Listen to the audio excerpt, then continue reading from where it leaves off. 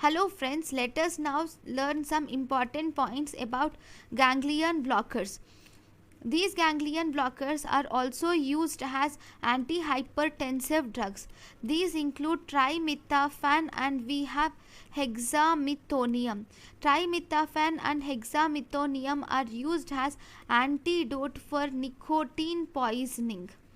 Okay, now the next antihypertensive drugs which are important is adrenergic neuron blockers are present. These adrenergic neuron blockers are also called as sympathetic neuron blockers. This first drug is reserpine. This reserpine is obtained from the roots of a plant which is called as Rauwolfia serpentina.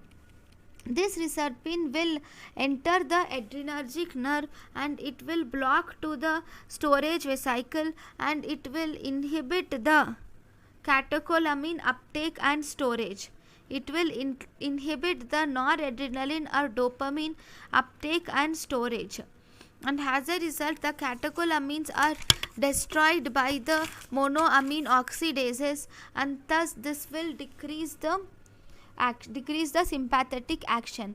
If you see the side effects of reserpine, it causes mental depression, especially because this reserpine causes decrease in serotonin levels. Then because of this mental depression, it can also cause suicidal tendencies, sleep disturbances and sedation are seen associated with this reserpine. Then the next drug which is seen is we have two drugs which is guanethidine and bretylium. So these two will also work in a similar way where they go inside this is the noradrenaline vesicle, they go inside the vesicle and they push the noradrenaline outside and they occupy the vesicle. So they displace the stored noradrenaline and thus decrease the noradrenaline release from the synaptic vesicle. Right, now this noradrenaline is not released outside, it is degraded.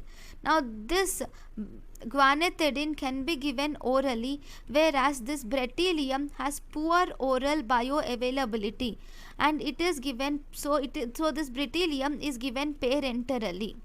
Okay, so if you see the side effects, these both cause main side effect, that is postural hypotension if it is used for longer period of times. If we use this for longer period of times, these will cause postural hypotension. So thank you for watching.